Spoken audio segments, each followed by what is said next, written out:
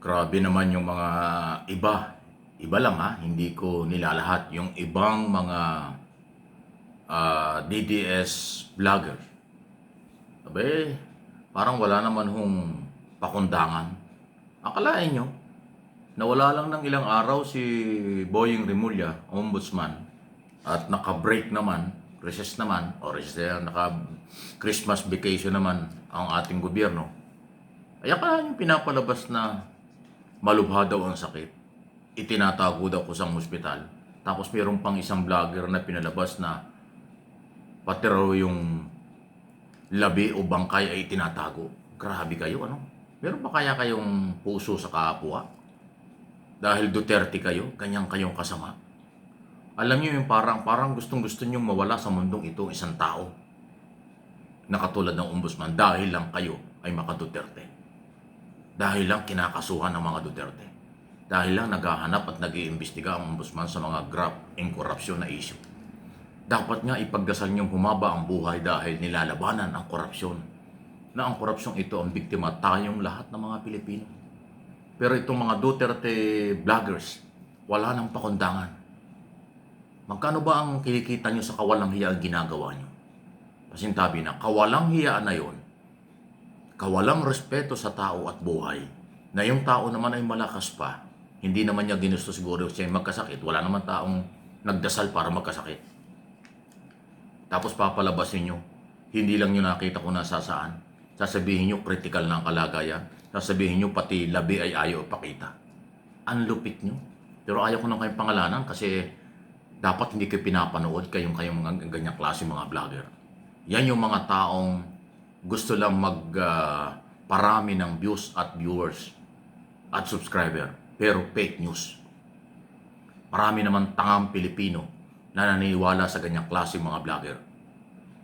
Hindi makatao, hindi makadiyos, puro pang sarili lang. Kung binabayaran kayo para gawin nyo yan, na ipapakain nyo sa mga anak nyo ang ganyan. Hindi ako tagapagtanggol ni Ombudsman Remulla. Kaya lang po, buhay ang nakataya niyan. Kung ano man ang kalagayan niyang pangkalusugan, dapat ipagdasal natin. Maging malakas. Magawa yung trabaho. Dahil hindi naman personal yung trabaho niya. Itinalaga siya dyan para labanan ng korupsyon. Eh bakit parang itong mga Duterte supporters ay ang galit personal? Ang mga topic personal. Kasalanan yan sa tao. Kasalanan yan sa Diyos. Hindi ba nyo alam? O baka naman hindi kayo naniniwala sa Diyos katulad ng inyong puon. Katulad ng inyong amo si Duterte nakakulong. Minura ang Panginoon. Minura ang Santo Papa. Minura ang mga puti. At saka black. Yan si Duterte. Ganyan din ba kayo? Alam nyo, napakabait lang ng ating pamahalaan. Hindi kayo pinapatulan. Pero sa totoo lang, yung ganyang klaseng mga tao, para lang makakuha ng views at followers kahit fake news, ginagawa. Kayo naman mga Pilipino, maging marunong na kayo. Fake news na nga yan, hindi na nga totoo yan eh. Tinatangkilik pa ninyo. Kung gaano kasama yung mga vlogger na yan, ganyan din kasama yung mga taong naniniwala sa kanila at sumusuporta. Alam niyo bakit? Alam niyo, hindi ho ugali ng Pilipino yan, hindi kultura ng Pilipino parang matuwa pa kayo, may sakit ng isang tao. Hindi lang nyo nakita, pati daw labi ay tinatago. Pambira, ang sakit niya sa pamilya.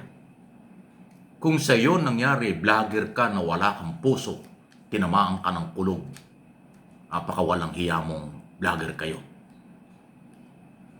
Sorry po, bagong taon. Nakakainis na kayo. Sobra-sobra yung inyong ginagawa. Puro kayo pera. Kumita lang kayo kahit nahupato yung ibang tao. Gusto nyo mawala sa loob ng mundong ito.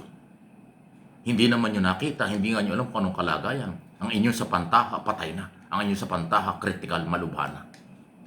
Eh sinabi na nga nung spokesman, hindi naman totoo yan eh.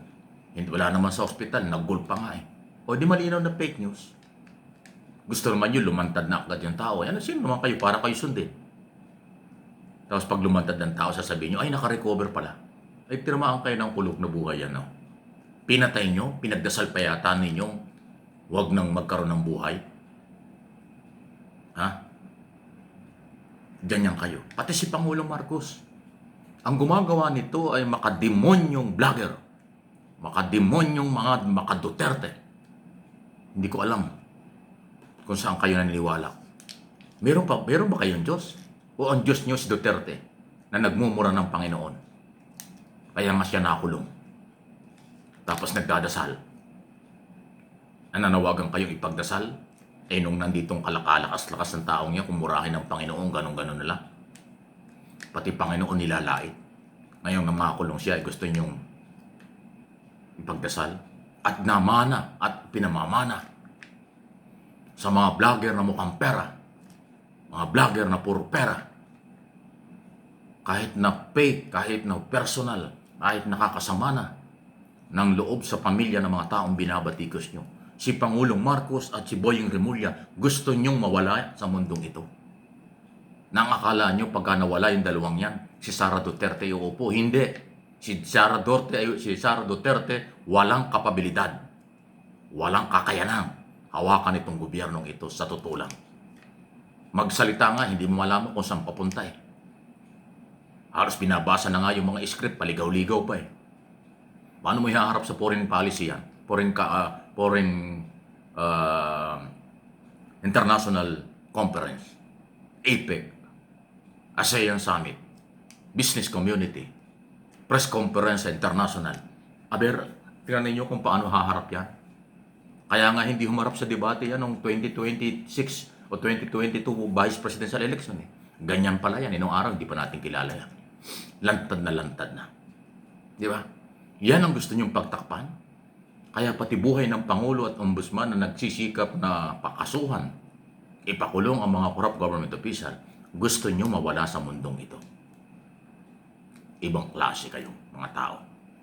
Ayaw ko na kayong pangalanan kasi tingin ko hindi kayo tao. Nagmana kayo sa inyong amo na pati Diyos ay nilalait, pati Diyos ay minumura. Akala mo kung sino, nung mahuli naman nanginginig ang buong katawan. Kung ano yung tapang na nasa labas pa, pagdating sa kulungan, nanginginig na parang hindi mo maintindihan. Puro kayo drama, puro kayo paawat, puro kayo fake news. Bagong taon, kademonyohan ang inyong ginagawa. Yan po ay aking personal na opinion at interpretation sa inyong ginagawa. Dahil lang sa pera kaya kayo ganyan. Gusto nyo marami kayong tagapanood, pati mga nanonood sa inyo, nahahalo sa inyo, nahahawa sa inyong kademonyohan, kasamaan, panlalait, kawalan ng pagmamahal sa kapwa, kawalan ng malasakit sa gobyerno. Gusto lang nyo matanggal ang gobyernong ito at pumalit ang gusto nyo para ipagpatuloy ang inyong kalukuhan at huwag maimbestigan at hindi maipakulong ang mga korap na mga taong matagal na nagsasamantala. Pasintabi na po, kakaiba yung ating vlog ngayon kasi sobra na po sila. Sobrang bait ng gobyerno, inaabuso nila, pero humantong na sa buhay ang pinag-uusapan, wala na po talaga kayong malasakit sa bansang ito. Puro pera-pera lang kayo. Sana hindi mangyari sa inyong pamilya ang inyong gustong mangyari kay Pangulong Marcos at kay Boying Remulla. Lord, kayo na po ang bahala.